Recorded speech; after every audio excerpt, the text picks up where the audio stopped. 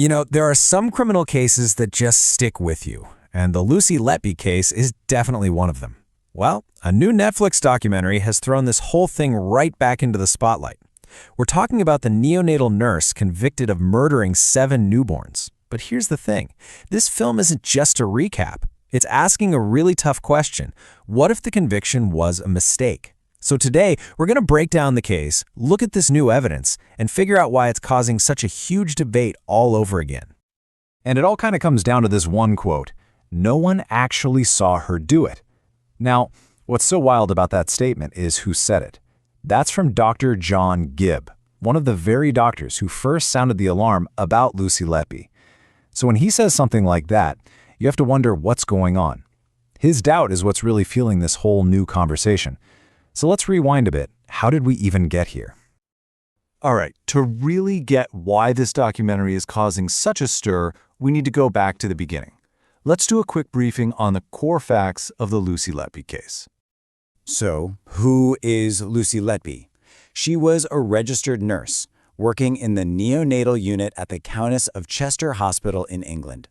She was trusted to care for the tiniest, most vulnerable babies.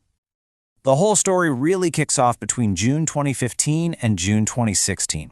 The hospital noticed this terrifying spike in infant deaths and sudden collapses, and the one common denominator? They were all happening on Lucy Letby's shifts. That pattern triggered a massive investigation, her first arrest in 2018, and then finally in 2023, she was convicted and sentenced. And the verdict? It was absolutely damning. 7 counts of murder, 7 counts of attempted murder. The judge handed down 15 whole life sentences. That's one of the most severe punishments you can get in the British legal system. It basically means she'll never get out of prison. But here's the twist. Through it all, Lucy Letby has always said she's innocent. Her defense argued that, yes, these were tragedies, but they weren't murder. They claim the deaths were because of things like staffing shortages or just natural medical complications. And that unwavering claim of innocence, well, that's the seed of doubt that's growing again today. Okay, so what is it about this Netflix documentary that makes it so explosive? Well, it's not just retelling an old story, it's showing us stuff the public has never, ever seen before. For the first time, we're seeing exclusive police body cam footage of her arrests. We're hearing from Letby herself in interviews. The film dives super deep into the medical evidence and really picks apart the investigative decisions that led to her being convicted. It's a whole new level of access. So the point of the film isn't just to lay out the horrifying crimes. It's actually designed to make you, the viewer, question the official story. Was all the evidence really as solid as they said? Were other possible explanations just swept under the rug? Is it possible that the story told in court wasn't the only story? And all of this questioning has led to the biggest outcome of this whole documentary, a brand new wave of criticism and doubt, and it's coming from some pretty credible medical experts. So let's break down the central debate. On one hand, you have the prosecution's case. They argue that Letby deliberately harmed babies, for example, by injecting air into their systems. But now you have these international neonatal experts looking at the same evidence and saying, hold on a minute. They're suggesting there could be natural explanations, like complications from being born too early, or maybe even bigger, systemic problems at the hospital itself. And that brings us right back to that jaw-dropping quote from the beginning. When Dr. John Gibb, again, this is one of the key people who started the whole investigation, when he comes forward and publicly voices his own doubts about the conviction, well, that gives a massive amount of weight to the campaign to get this case re-examined.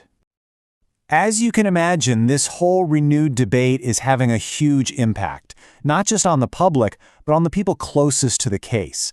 And it's led to a lot of personal pain and some big legal challenges. Lucy Letby's parents, Susan and John, have been really outspoken against the film.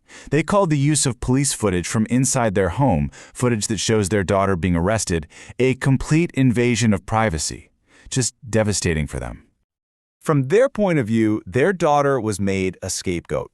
They believe there were systemic failures at the hospital, and she took the fall. For them, this documentary just piles on more distress after years of intense media scrutiny and personal tragedy.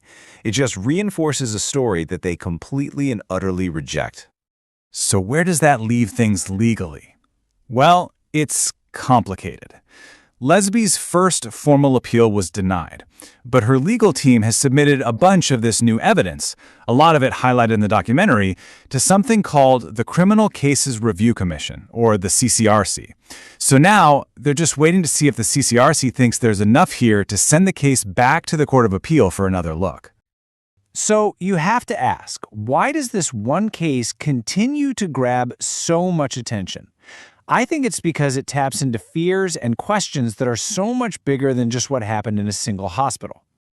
I mean, this is about so much more than just one nurse. It forces us to ask some really tough questions. How good is the oversight in our hospitals? How much power does a prosecutor have to shape a story?